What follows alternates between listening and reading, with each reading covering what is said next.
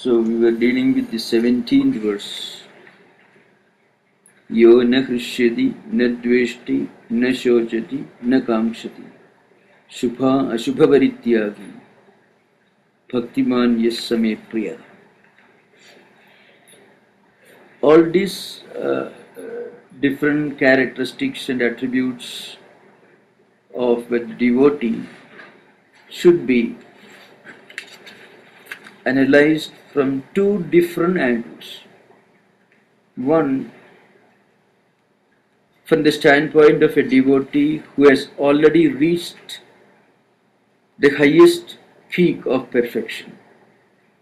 The devotee who has already acquired all these characteristics, and where a devotee who has all these qualities as his natural expressions of character, not something that he practices or that something that he tries to achieve, but is in fact these characteristics constitute the totality of the character of a devotee who has reached this high peak of perfection. This is one angle. The other angle is every devotee should try to acquire and develop these qualities in his character. These two approaches are applicable not only to the attributes of an ideal devotee, but also to the attributes of a man of steady wisdom, which perhaps you must have already become familiar with. In the second chapter, Sri Krishna gives a list of attributes of a man of steady wisdom.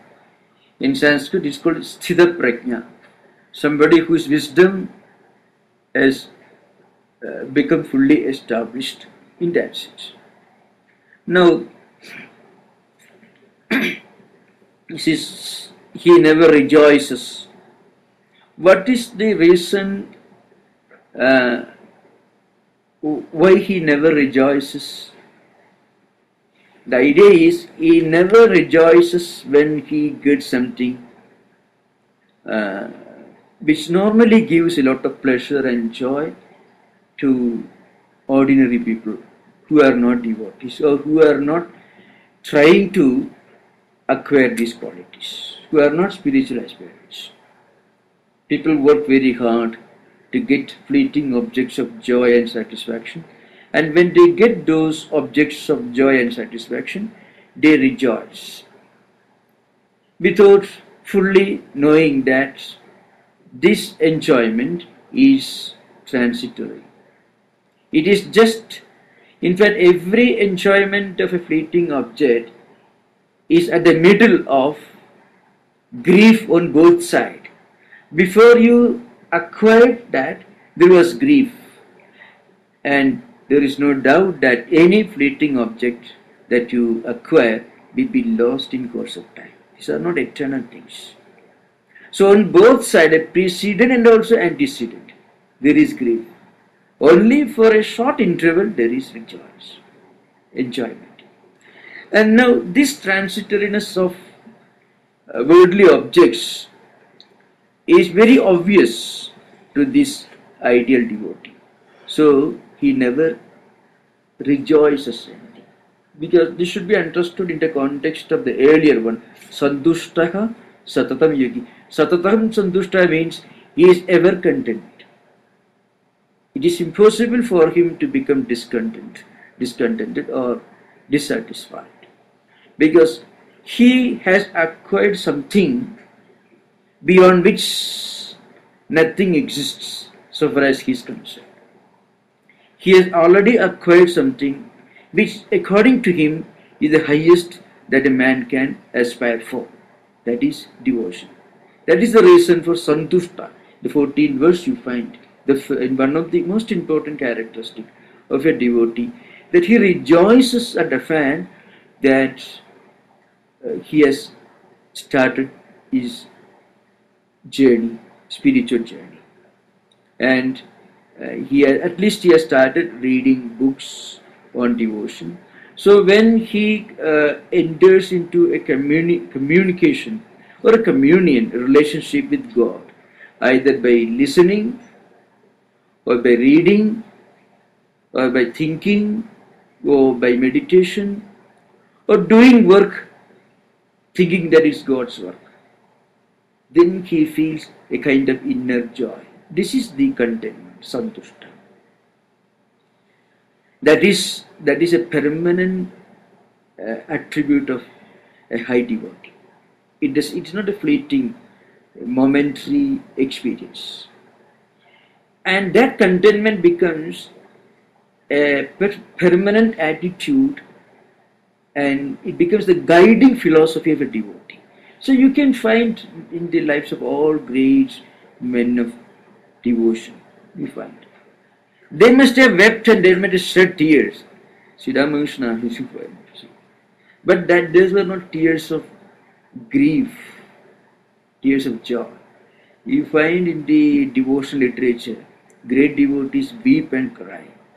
But they are not crying and weeping the way a worldly minded man weeps and cries for getting something which is transitory. In fact, that is called, there are two types of tears in Sanskrit. One is santoshasru, asru means tears, the tears which come out of joy.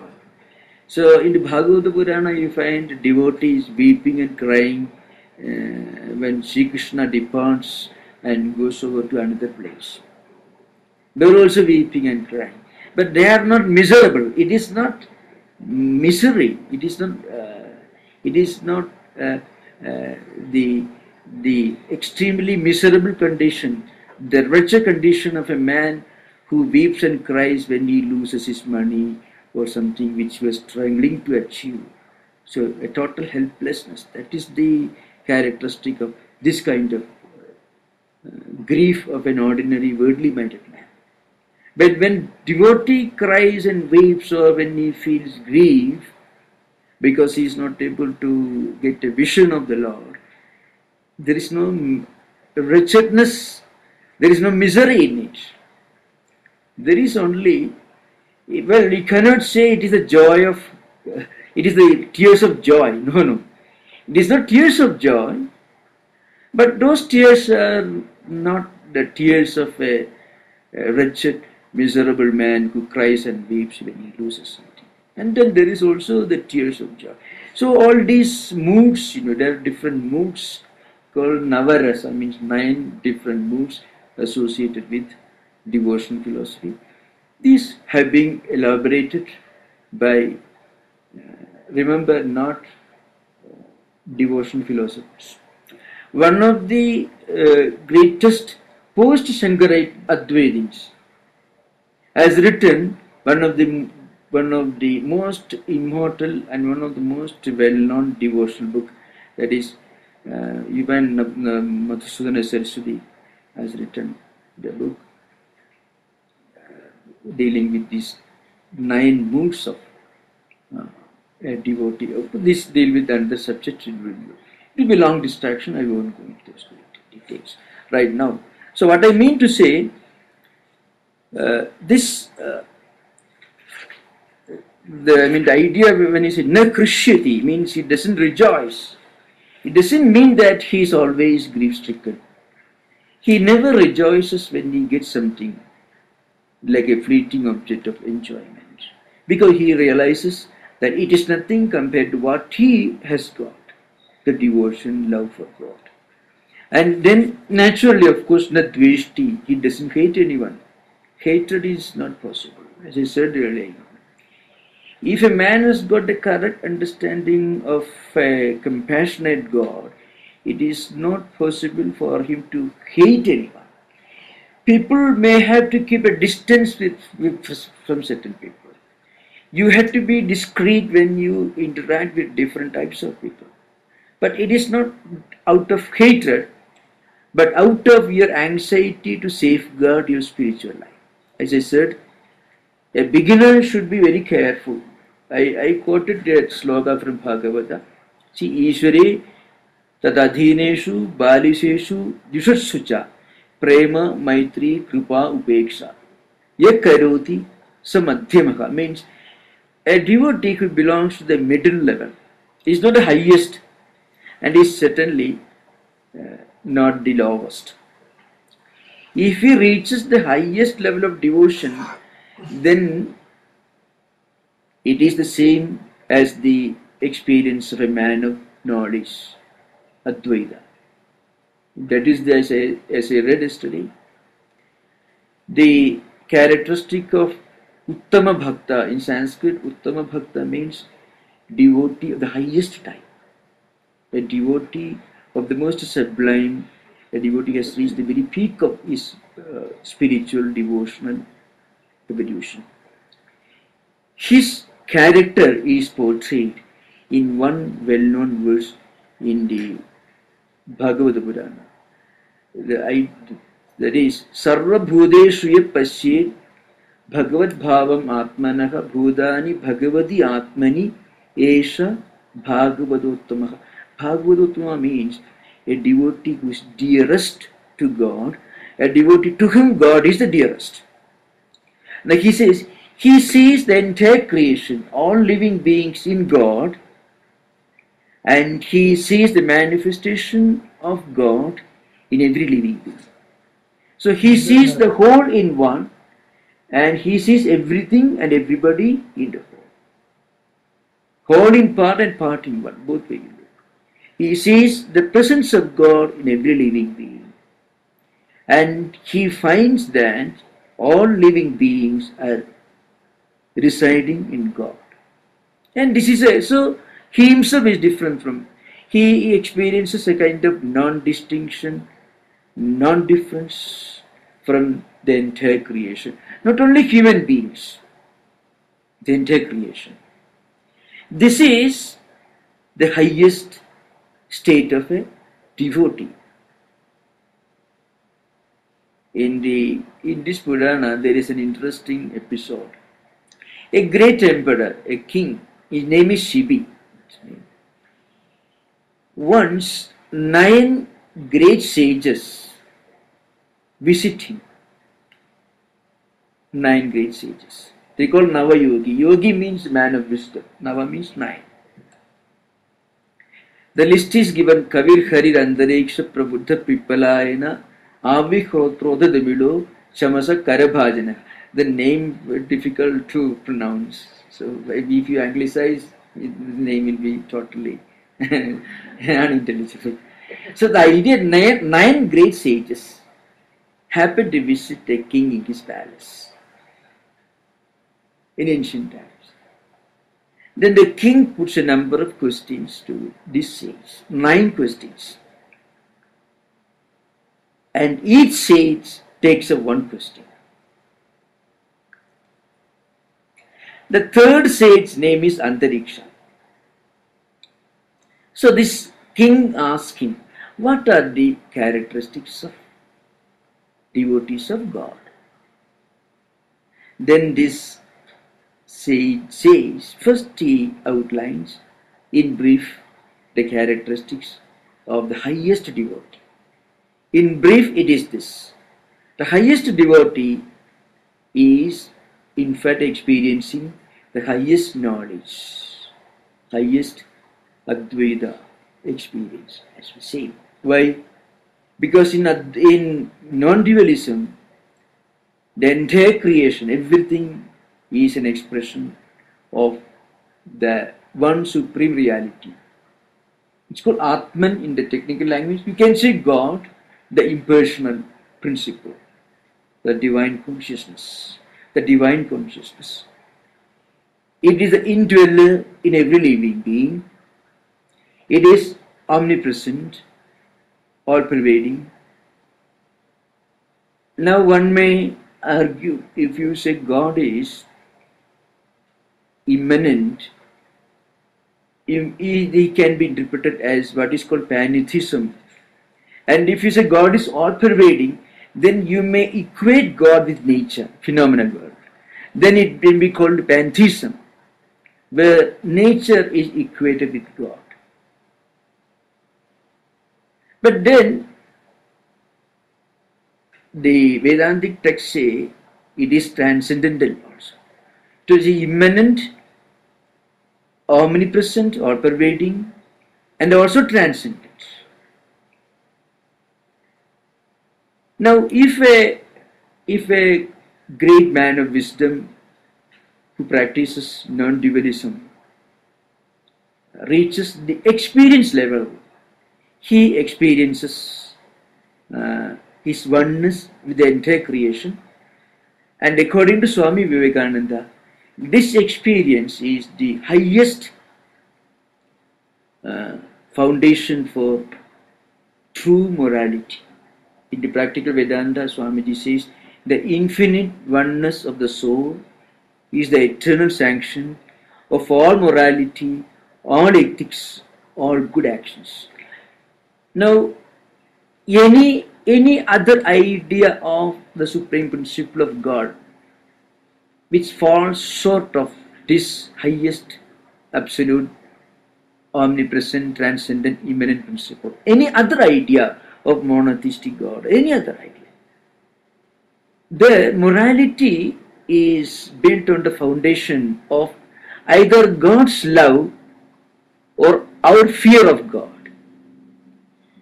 See, morality or ethics built upon the fear of God is incomplete. Well, what is the fear of God? If you do something wrong, God will send you to hell. There are many people who would be, well, I won't care for a God, I'm ready to go to hell. There are many people who would say. In 19th century, there were many anarchists, nihilists, and there were many such groups, fringe groups. They were aligned to different political philosophical systems. The nihilists and the anarchists. Well, we don't care for anyone. We are ready to go to hell. What can you tell such a man? But even such an anarchist or a nihilist cannot deny, if he happens to believe that God is present even within a non-believer, God is present even within somebody who denies God. So non-believers also have place in God's empire. This is the highest Advaitic experience, and this is also the highest experience in devotional life. So that's why in the 18th verse, you see the first one is Samashatrauja Mitreja. See, Tatha Mana Apamanayoho Sitoshna Sukhadukheshu Samasanga Vivarjitaha. The first characteristic, he has a feeling of equality, whether he is dealing with a friend or whether he is dealing with an enemy. He is the same to us both. That's the foundation. So, that is the highest mystical experience of devotional philosophy, and also the highest mystical experience of non-dualistic philosophy. Now, and this devotee is portrayed as a devotee of the highest, most sublime type in the devotional scripture, in Bhagavad Purana. Then that same text portrays the picture of a spiritual aspirant who has not reached his goal.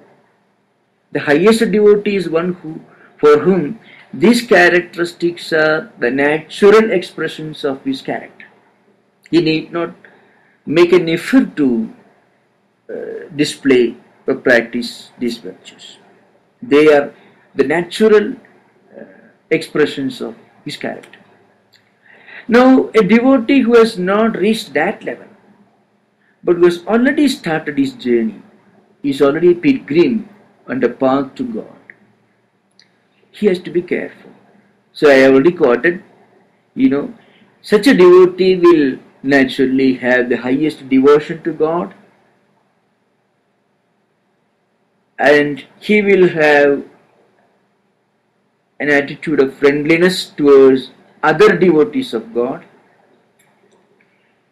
He will have compassion towards those who don't know anything about the ideal of devotion, and he will keep a long distance from those who bring skepticism, doubt and confusion into his mind. Those who hate, those who reject God and make an exhibition of their rejection of God. That's why Ishvare tad adhineshu badisheshu dushasuja. The last version, dushashu means those who hate, those who completely hate God, they reject God, and also with equal vehemence, they hate the devotees of God. So a spiritual aspirant who has not reached the highest goal should be careful to keep a long distance from them.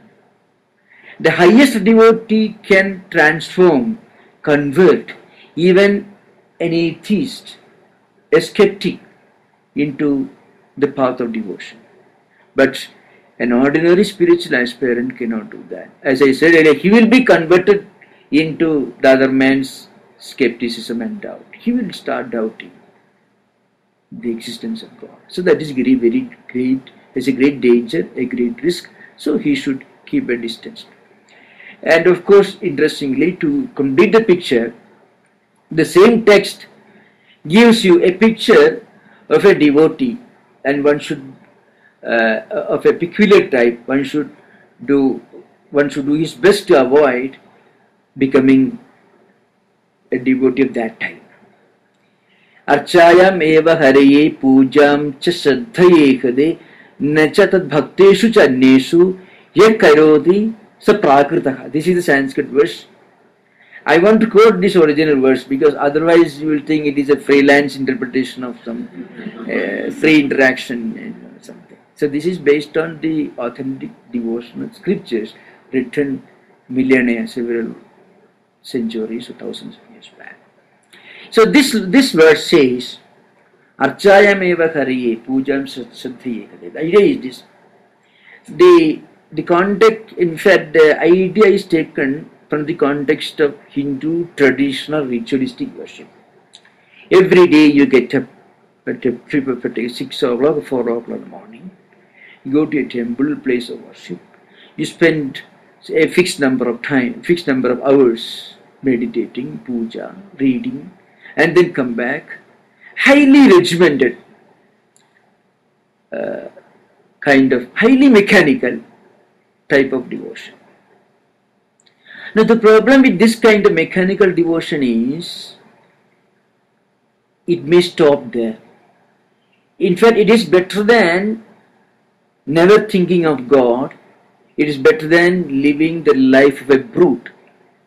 It is much better than living the life of a brute to become a mechanical devotee, a devotee following the mechanical rituals of devotional life is certainly superior to a brute who doesn't believe in anything other than his five senses. There is no doubt. He is not very different from the animal kingdom. So we have to accept him, respect him. And that's why Bhagavad Gita, Bhagavad Gita gives a place, Sri Krishna gives a place to all these people. Udara sarva eva iti. It means Sri Krishna calls even the lowest devotee is a noble-minded man. After all, he may not be a devotee of the highest type. He may not have gone beyond the mechanical, ritualistic way of practicing devotion. But slowly he will also evolve. So what they do, they follow this mechanical, they go to a place of worship, they do all this. But then they don't care for anybody else. They confine God to a place. They confine God within the four walls of a place of worship. They confine religion within the four walls of certain mechanical rituals like prayer, confession, puja, or charity, whatever may be. And their God is perfectly happy and satisfied. No, I can do whatever I want. So that's why sometimes in a great modern theologian who was highly influenced by these, he was highly inspired by reading these Narada Bhakti Sutras. He said, confession should not become a periodical renewal for licentiousness.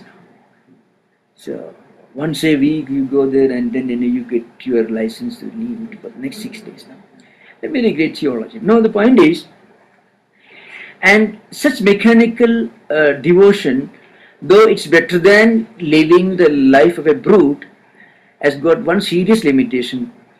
It stops there. It doesn't go 1 inch beyond. So that he worships God with great devotion. At the same time, he doesn't care for other devotees or other members of the human family. Such bhaktas are called prakrita, means the one just primitive, most primitive. Is the kindergarten of religion, religious life. Swami Vivekananda said, all the scriptures, in fact, he had a great respect for all the world religious scriptures, but he said, scriptures are necessary, but they constitute the kindergarten of spiritual life. Without going to kindergarten, you cannot learn the alphabet. And without learning the alphabet, you cannot go further in your education career. So kindergarten is necessary, but you should not stop with kindergarten. And devotees who stop and who consider this mechanical devotion or mechanical ritualistic devotion, formalistic devotion as the highest and doesn't go beyond that, such devotees are called primitive devotees. But we have to remember, Bhagavad Gita gives a place to even the devotee of the lowest type. Gita divides the spiritual aspirants or devotees in general into 4 categories. In some other chapter, not here. Artho Jignasur Artharthi Jnani, 4 categories. Artha, you turn to God, but because you have a problem, either sickness, poverty, or some other psychological problems, physical problems, social problems, domestic problems, whatever may be. These devotees who turn to God, this is one type. Another type of devotee, he has a sincere desire to know what lies beyond the empirical, the phenomenal world. Is there a transcendental ideal, a transcendental principle, which is beyond what I can pursue with my mind, intellect, and senses of perception? Artharthi, see, poor, wants money.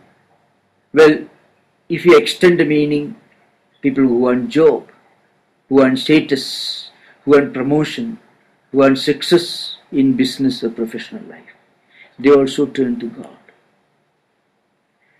And the highest type, Jnani, the devotee who has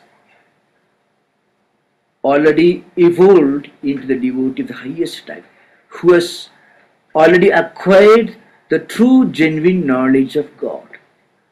These are the 4 types of devotees. Among them, there are 2 devotees who belong to the lower order. Artha means you are sick or some other serious problem, you turn to God. And Artharthi, those who want, Artharthi literally means those who want prosperity, money, wealth, or they want to have their desires fulfilled. They pray to God for fulfilling their desires. Sri Krishna says all these are goods, but all these are not the same type. The highest devotee doesn't care for anything. He is the highest devotee. He wants only God. See, remember in Swamiji's life, Swami Vivekananda was facing an economic crisis in his life. His father passed away and he was facing some problems. And in fact, he came to Sri Ramakrishna, and Sri Ramakrishna understood his problems. Swamiji he didn't tell everyone about his financial crisis, domestic problems. So Sri Ramakrishna asked him, "You don't accept mother, you pray to mother, mother will listen to you." So on one auspicious day, Sri Ramakrishna sent him to the mother's shrine, and Swamiji went there. But Swamiji could not pray for material prosperity. And he prayed only for the highest knowledge, highest wisdom, highest devotion, and so on. And again he tried, but he could not. Though he wanted to pray for a little help from God, from Divine Mother, to solve his domestic problems, Swamiji could not bring himself into praying for something material, something empirical, like material wealth or domestic. He prayed only for the highest, purest devotion, purest knowledge and wisdom. Then Sri Ramakrishna, of course, himself solved his problem. Now that you can read in Swamiji's life and also in Sri Ramakrishna's life. Now the idea is this. Swamiji belonged to the devotee of the highest type. So naturally he could not pray for anything less than highest, purest devotion and highest wisdom and knowledge. But Gita says all devotees may not necessarily belong to this category. There are people who pray to God when they fall sick, and there are people who pray to God when the stock exchange collapses, banks collapse. Sri Krishna says they are also all right. Udara sarvayevaite. All these are all noble-hearted people. Shankaracharya defines Udara Utkrishta Chitta. It means their mind is noble. Because instead of turning to something else, black marketing or counterfeiting notes, such evil things, they are turning to God. They are turning to God. Please help God. Please help me. So, but Lord Krishna is so broad-minded. God is so broad-minded. He says, after all, instead of turning to us, instead of doing something much worse, they are turning to me in their times of crisis. Whether it's a financial crisis or crisis of health, physical health. So Sri Krishna says, they are also wonderful. They are also noble-hearted people. Now, how does a devotee evolve from one level to another level? Then the Vaishnavite commentaries, Ramanuja school commentaries, that's qualified non-dualism. In the Vaishnavite commentaries of the Gita, there is a very beautiful and very satisfying description of how a devotee who first prays for material benefits, or for the fulfillment of the material desires, how such a devotee gradually graduates into a higher level of devotion. When a devotee, for example, when he falls sick, and if he prays to God for health, and if he is cured, or a devotee who is facing a financial crisis and who prays to God for economic prosperity, and if God listens to his prayers, and if God fulfills his prayers, that devotee becomes grateful. His heart is full of gratitude because God has answered his prayers. God has fulfilled his desires. Till now he was praying to God with some selfish motive, selfish desire for economic prosperity or health. But then now, out of a sense of gratitude, he starts praying to God without any selfish motive. So, he starts praying to God with a selfless heart. So, gradually he evolves into higher and higher levels of devotional life, devotional experience. That's why Lord Krishna has room for everyone. So, Samashatroja Mitreja means the devotee of the highest type, who is the same to friend and foe. Already explained. Tatha Manapamanayoho. The same, that this idea also was explained indirectly. He is the same. He has got same attitude, the same equanimity of mind when he is honored or when he is not honored. In honor and also in dishonor. When he is honored or when he is not honored. When he is respected or when he is not respected. In both the situations, the devotee is the same. He is not over, he doesn't rejoice when he is honored, and he doesn't feel grief-stricken when he is not honored. He is the same. Sitoshna Sukha Dukheshu. The idea is this. Every experience has got a counter experience. Sita Ushna means in heat and cold, in gain and also in loss, in honor and dishonor, whether your expectations are fulfilled or not. These are the duels in human experience. So in all such situations, he is the same. Sukha Dukheshu, and also in pleasure and also in pain. Because his mind is fixed on God, he doesn't fail this great distinction between one experience and its opposites. The reason is he is completely free from any kind of entanglement, any kind of attachment. He is completely detached, Sanghavarjita. These become the natural characteristics of a devotee of the highest type, and these are the virtues which every aspirant devotee who has not reached that high peak of experience should try to cultivate and develop and make part of his character. The same idea is continued in the next one. Tulyanindastudir mauni santushto yena kenachi aniketaha sthiramati bhaktiman me priyo naraha. The idea is this. Such a man, such a person is dear to me. Such a devotee is dear to me. The devotee is explained, his character is explained. A devotee to whom both censure and also honor, praise are the same. There is no distinction.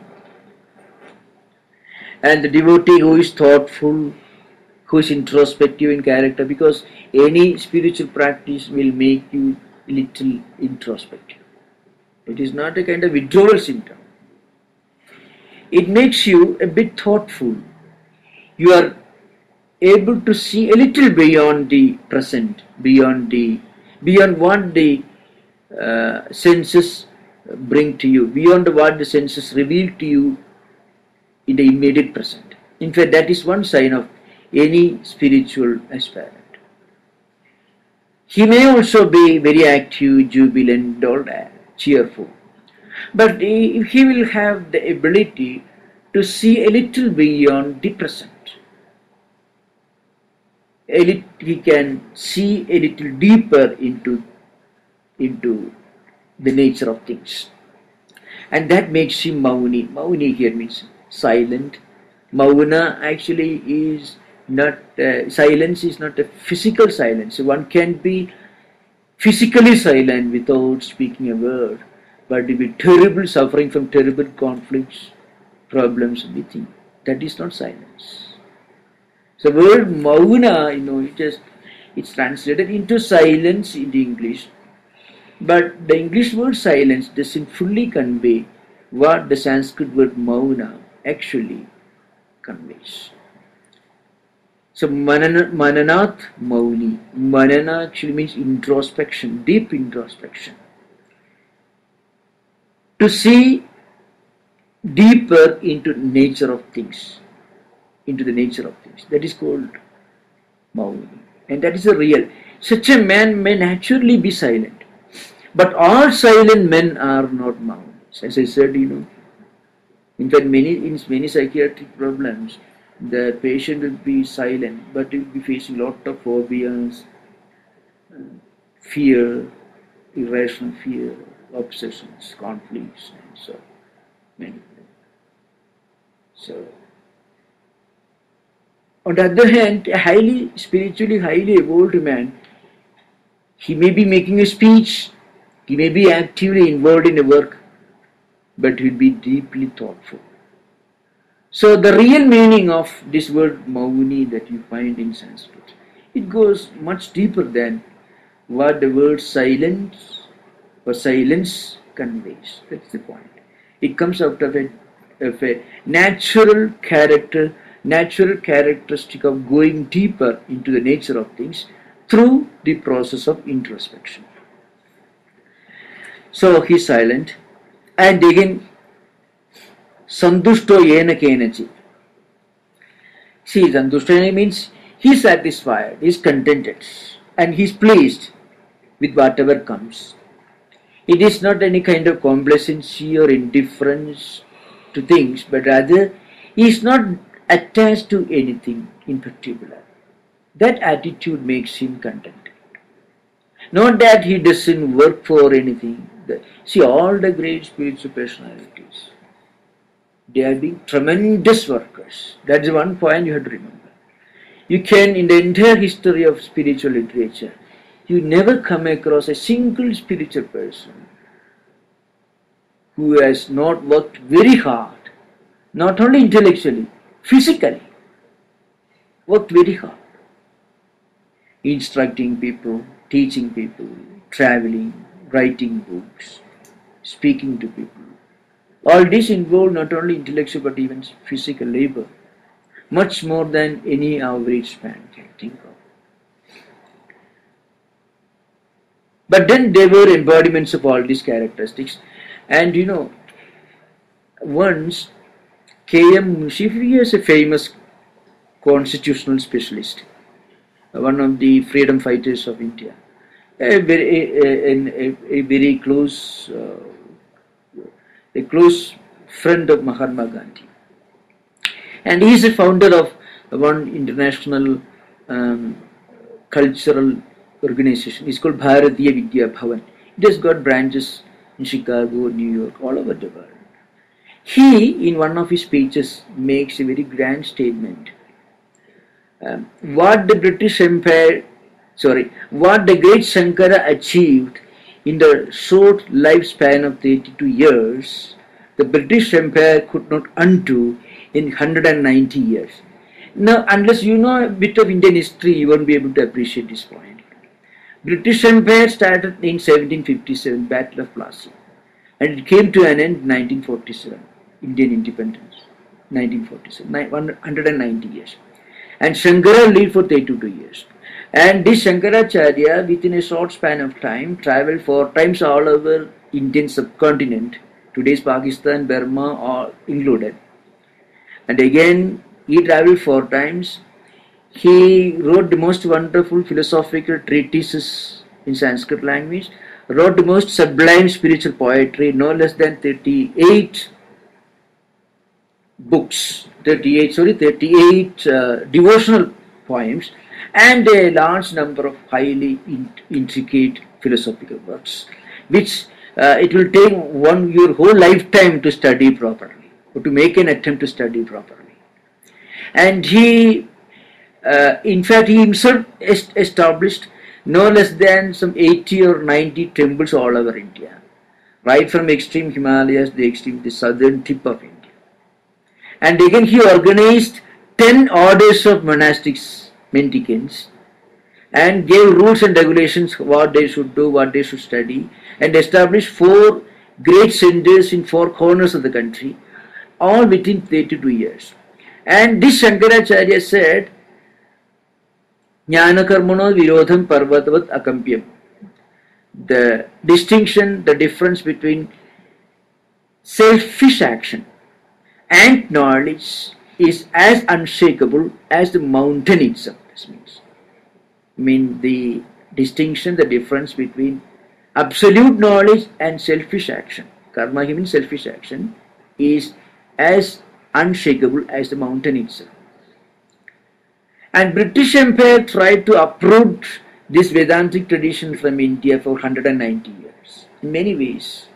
Later, of course, they stopped making the attempt. After Swamiji came, the British Empire himself became a vehicle through which the English language became a vehicle through which the Vedanta flowed outside India and got spread all over the world. Swamiji said British Empire was a blessing in disguise. In this context, you find it was a blessing, but in disguise. Though in disguise, it was a blessing because it became a vehicle through which Vedanta spread all over the world. Now, the point is this. This Shankara was the devotee and the one who was the natural practitioner of all these characteristics. And he was one of the most hardworking human beings the world has seen. K.M. Munshi said, he compressed in his short life the energy resources of thousands of Napoleons. In memorial lecture in the Banaras Hindu University, famous university in India, he said Shankara compressed in his life the energy resources of thousands of Napoleons. That's what he says. Now think of Swamiji, 39 years. Now we are reading, we are discussing, we are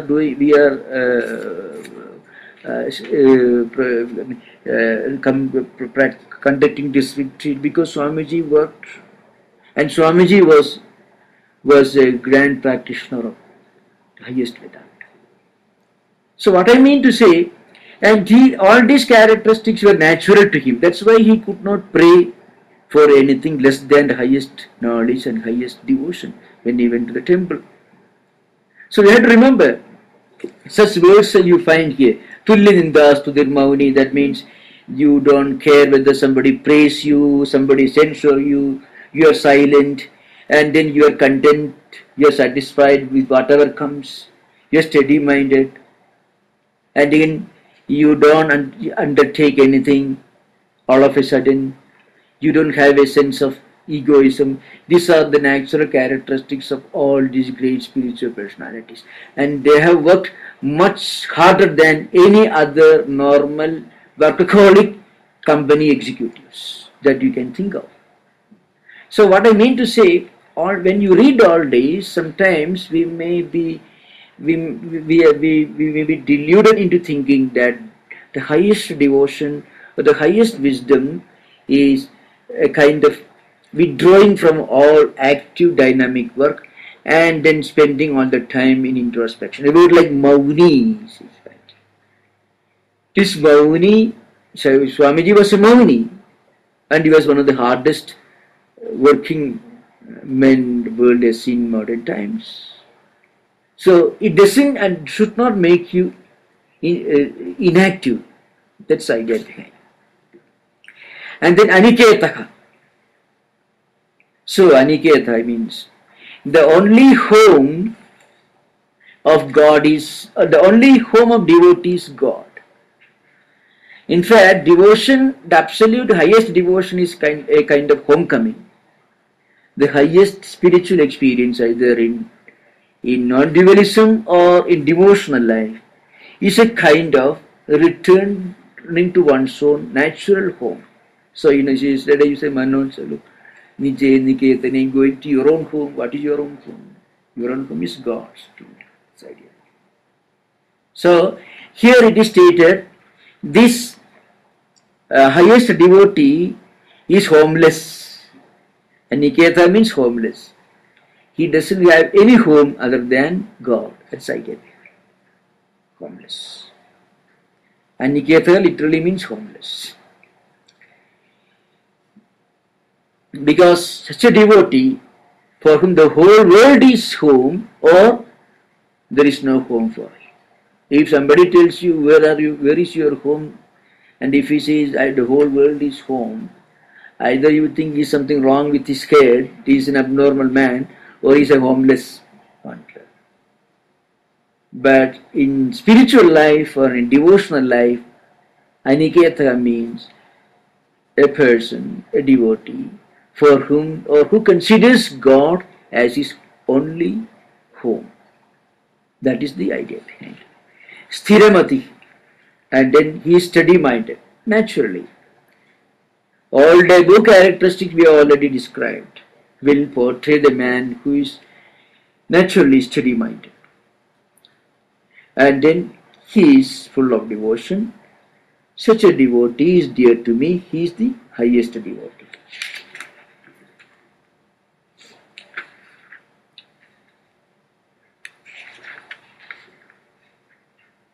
And again, yesterday I mentioned one point, a devotee who is too much attached to his wealth or his prosperity or his material prospects will be deprived of all this if he is a genuine devotee or if he is sincerely trying to be a genuine devotee. Sri Ramakrishna says, if a child, if he is busy with some toys, then mother won't care. She will be busy doing the household work, cooking and all that. But if the child throws away all these things and start crying and weeping and making loud noise, then mother will stop her work and go to bed. But then, in certain cases, the mother herself will create a condition in which the child is deprived of his toys, which normally keep him busy in this world and keep him away from God. So there is a sloka which I mentioned. Yasya anugraham ichchami tasya vittam haramyaham bandhavaisya viyogena brisham bhavati dukkhitah tena dukkhena santrupto yo mam na parityajed tam aham anugrihnami yad devairapi sudurlabham. This is the meaning. I shall give you translation in English. The meaning is this: those devotees whom I want to bless, I want to show my grace, those devotees whom I want to liberate from the clutches of worldliness, what do? I turn him into a pauper, means I take away all his money. Vittam harami, it means I steal his money, that's literal meaning. Means I deprive him of all his wealth. Why? Because this devotee is too much obsessed with his attachment to prosperity, to wealth. So he doesn't find time or he doesn't find any interest in practicing devotion. But I want to bless him, I want to liberate him from the clutches of his bondage, out of his grace. So God is if God is pleased with you, if he is gracious, he will make you poor. It doesn't mean that poverty is a sign of spirituality. Don't mean that. It's absolutely wrong. Sometimes, these things, lazy men sometimes may misinterpret. Inaction is devotion. Lethargy is devotion. Absolutely wrong.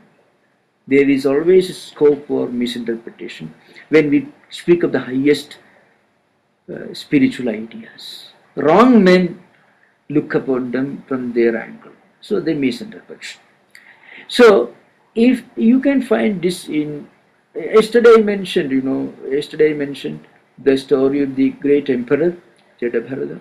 He was a mighty emperor, an all-powerful king who presided over a huge kingdom, had plenty of comforts.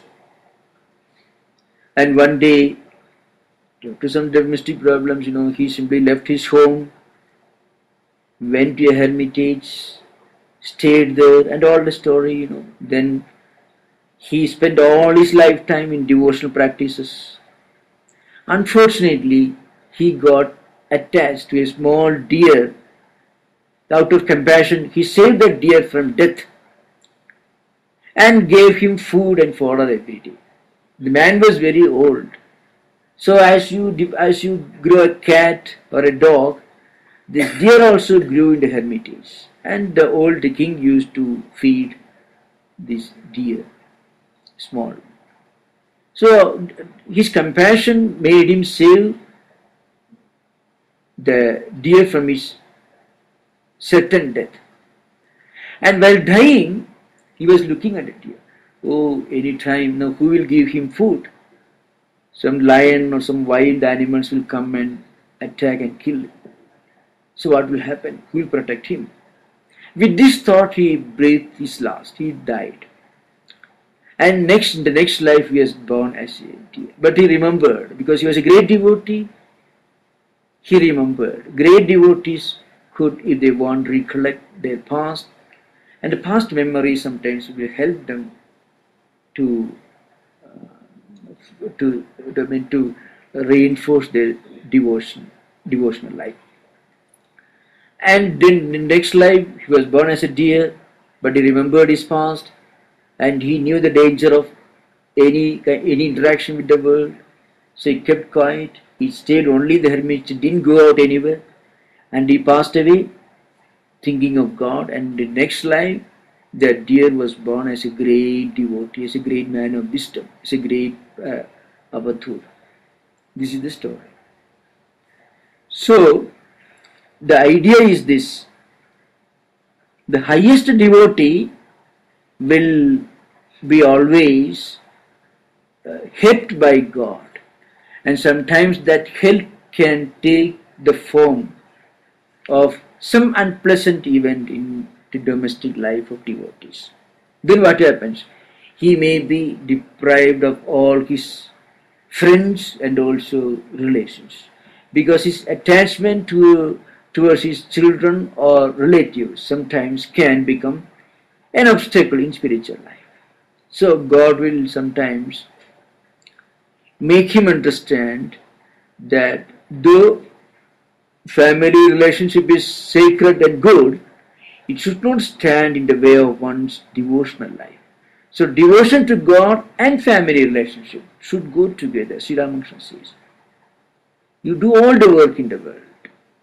Be an ideal husband, ideal wife, ideal mother, ideal son, ideal daughter, whatever may be. But keep in mind that God is the only genuine and real and eternal friend. To teach him, perhaps sometimes God will make him or may deprive him of his close relations. Still, in spite of all these bitter experiences, if the devotee keeps his mind focused on God, then God says, I will give him so much, I will pour so much of blessings on him that even the divine celestial beings will be jealous of him. Even they cannot get so much of blessings. I will bless them to such an extent that even celestial beings will be jealous of him. So much of blessings I shall pour on this real, genuine devotee. This is the promise in the devotional literature we find. So we'll conclude now. We'll have some discussion maybe for 20 minutes and then. Okay.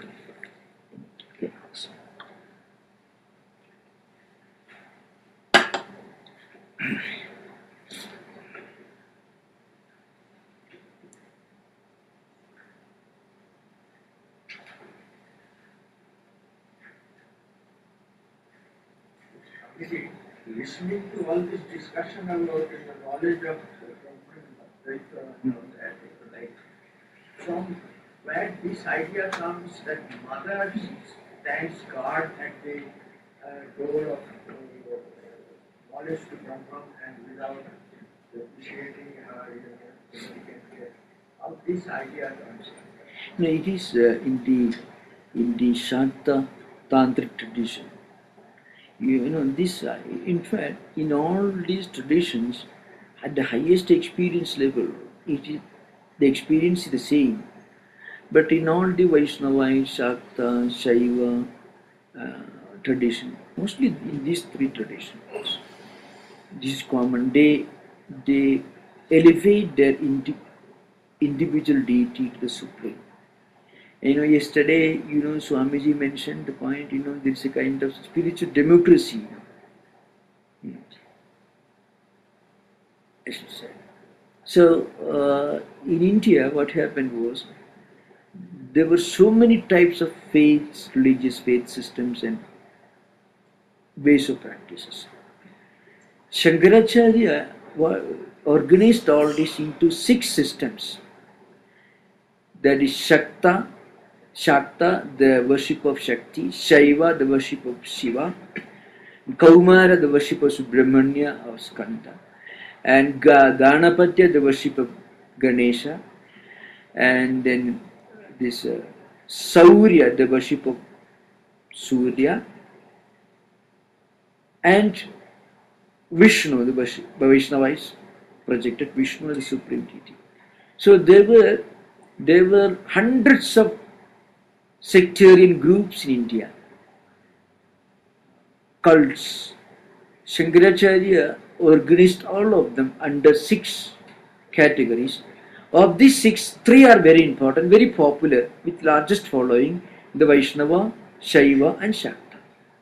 So this such belief systems you find in all traditions, not only in the Ramanujayite, Madhva, Vallabha, Nimbarka, and Chaitanya Vaishnavite schools, and the Shaivite schools of Kashmir Shaivism, and also South Indian Shaivism, and also in Bengal Vaishnavite traditions. All you find Shakta tradition, you find this one supreme deity is projected. But if you read the devotional songs of Ram Prasad and others who are great devotees of Mother, you find there is an element of the close identity between the spiritual seeker, the worshipper, and the worshipped. The close identity between the worshipper and the ideal that is worshipping. Mother is once on my mother, a mother is my same idea, right? This not only in songs, but in modes of worship also. She find in Sri Ramakrishna at the time of, at the highest level of his ritualistic worship, he experienced his own identity with the mother whom he was worshipping. And the same mother he felt as the all-pervading reality everywhere. So, in all the 3 systems, this you find. So then what happened? In Shakta tradition, Shaktite philosophers built up new doctrines and ideas to project their own idea. They are all correct, but at the highest level, at the highest experience level, you find they actually speak the same thing. That's idea. What is the definition of Tantra sadhana? What is the subject matter of scriptures that tantrics? Yes. The tantric sadhana is a dialogue between Parvati and Parameshwara. So mother, they discuss the highest spiritual practices, and there in the Shakta tradition, the Shakti, the dynamic aspect of the real Brahman is projected. And in the Shaivite tradition, Shiva is projected as the highest non-dualistic ideal. But the non-dualistic ideal is projected. It is Shiva according to Shaivites, it is Shakti according to Shaktas, and it is Vishnu according to Vaishnavites. So, these are called, if you read the books, you find there are 2 words used, Agama and Nigama. Nigama could mean, normally Nigama could mean Vedas, and Agama could mean Tantric scriptures. But the word Agama is used to mean Vedas also, Upanishads also, because there were so many systems of thought, so many cults and sectarian groups, and the vocabulary was limited. So as a result, the same terms are used to mean different things in different contexts. So generally, Agama means Shakta Agama, Vaishnava Agama, and Shaiva Agama. Nigama means Veda. So in all Agamas, it is a conversation between Parvati and Parameshwara. Parameshwara describes all this, all the modes of worship, and different types of meditations in the three schools of the three prominent schools. There are other schools also, three prominent schools. But then Thakur Sri Ramakrishna was already he was very strong devotee of Mother. Yes. He got his first siddhi only through Mother's Mm-hmm. grace. Realize Mother, and that's realizing everything. After that happened, came this Vairavi Bhairavi, yes. and taught him Tantra Sadhana. So I'm confused. If Tantra Sadhana is same Then as what did Sri Ramakrishna Sadhana, practice then what is earlier? the difference? Yes, there are many devotees who go to different temples, Divine Mother and pray. Are they actually practicing Tantra Sadhana? No. Because when you talk about Tantra Sadhana, it actually means a systematic way of spiritual practices as clearly stated and explained in a number of books, Vilarnava Tantra and so many. There are a number of tantric texts. But any devotee, genuine devotee, if he has got what Sri Ramakrishna calls Vyakulata, can pray to God and realize. That's the point you have to remember. Any devotee, there are, see, that in fact that is the glory of this tradition. In India there are so many sectarian groups and traditions. So, but suppose you don't belong to any group, and if you just come across a book describing either Divine Mother, and there it is said that you should be pure, you should be sincere in your prayer, you should completely devote your whole heart with utter selflessness to God. And if you do that, you can reach the highest experience. But in Sri Ramakrishna's case, he had to give something to the world. He had to teach the world. The experience that he already had before Bhairavi Brahmani came or Totapuri came was enough from the standpoint of an ordinary aspirant. He had already realized.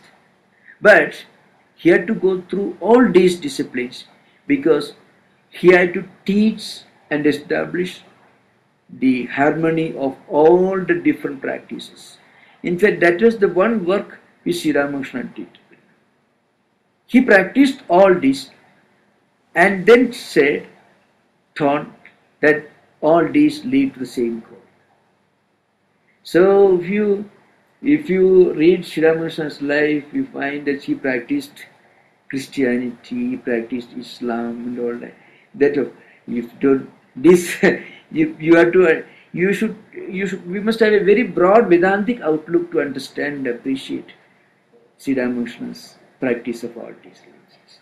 But generally, in all religious cults, including these different traditions, there is on the one hand one highly regimented, highly uniform method of practices with certain specific instructions.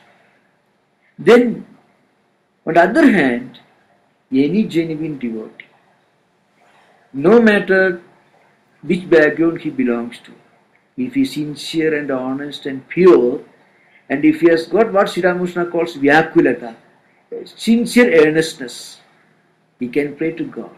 He doesn't require the help of a scripture, a book, or a priest, or a teacher, or anybody. That's what Sri Ramakrishna did. That's what he got. Many, see Ramana Maharshi, typical example. Ramana Maharshi. But Ramana Maharshi realized that highest, that was enough for him. But for Sri Ramakrishna, that is not enough, because Sri Ramakrishna had to teach this Vedanta to people who did not belong to the Vedantic tradition of India, who belong to all classes, the whole world, who belong to all religions. So Sri Ramakrishna realized that all religions, all paths, in their essence and if sincerely followed, will take you to the ultimate goal. All path, whatever religion, whatever tradition, whatever path you follow, if the seeker is sincere, honest, and earnest, and if he is pure hearted, he can reach the highest. He had to teach this to the world, not only to Indians. He had to take this message to the whole world. So he practiced Christianity, all these religions. And he said, all these religions are equally valid paths leading to the same goal. That's the special mission which Sri Ramakrishna was born with. And he had to do that.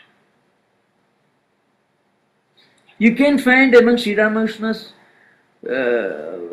devotees and those who came to the ex-acharya, you find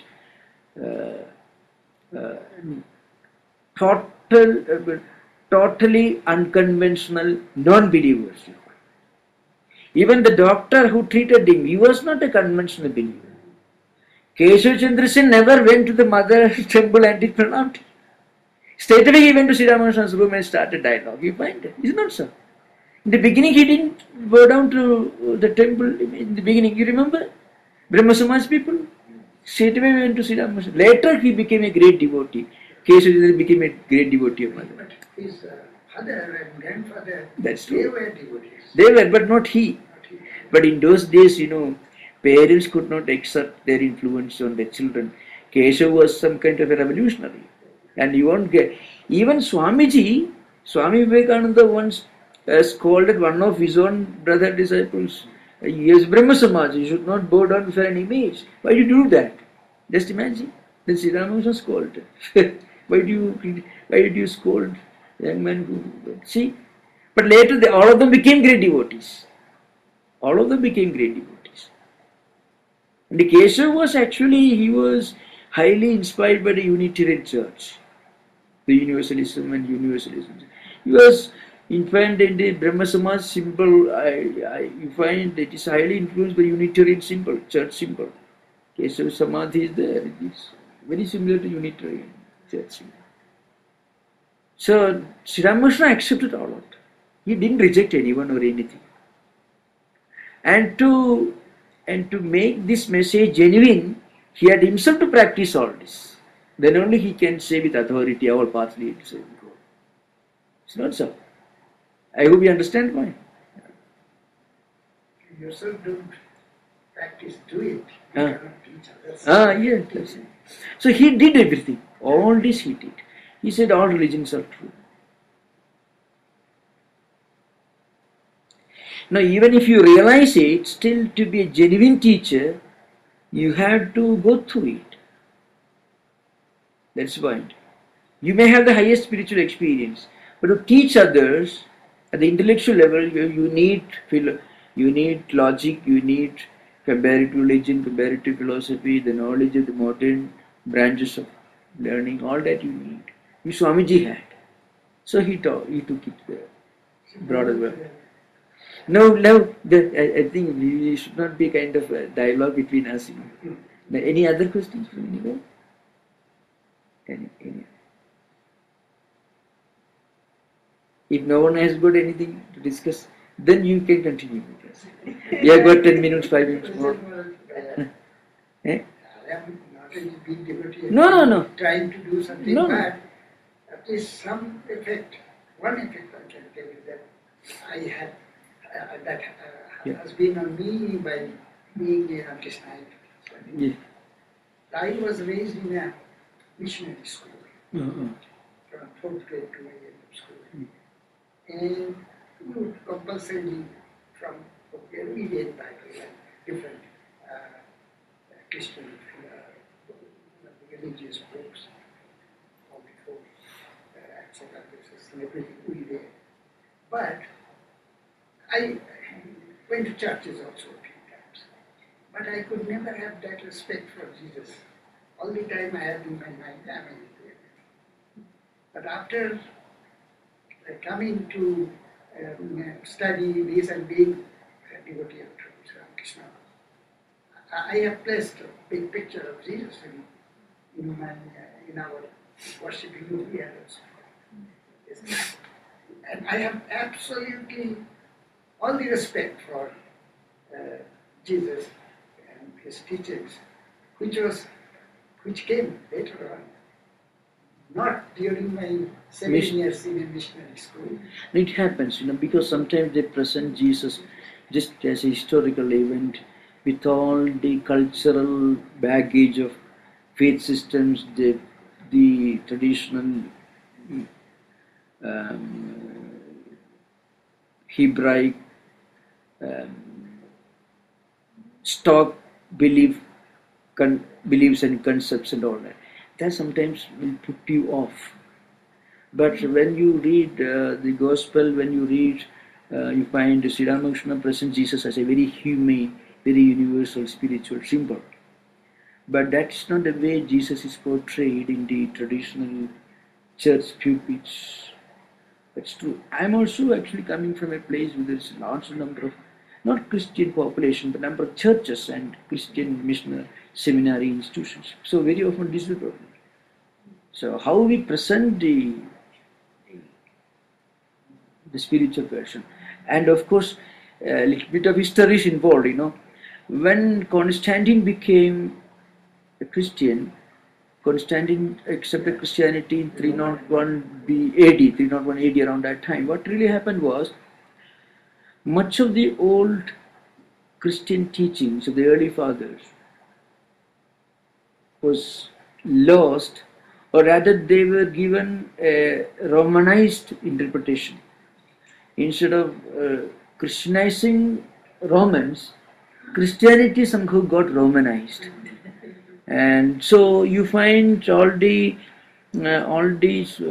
strong fundamentalist belief systems of the different races, Germanic races, the Visigoths, Angles, Saxons, Gauls, Iberians, Celtics, all of them, Nordics, all of them. They all got mingled with the teachings of Jesus Christ, which originally traveled from Middle East, from Palestine to Rome. So, this is one interpretation. And even the office, the official administration also got, it's a legacy of the Roman administrative structure, according to me. So, but for that, that may be one reason. It happens to all religions. It is the fate of all religions. But when we read the Gospel of Sri Ramakrishna, when we read Swamiji's interpretation of the spiritual teachings of Jesus, you find the universality, the humanness, the universality, and the broad Catholic outlook, the sacrifice, all that you find. All this become concealed when it comes from the traditional sermons, where the language also is not very pleasant. They use some very strong language also. It is certainly not very complimentary. The listeners won't feel very much that also. But Sri Ramakrishna, Swamiji speaks the love, compassion, humanness, universality. So, which anyone can accept. Okay, I think it's time also. Om Shanti Shanti Shanti.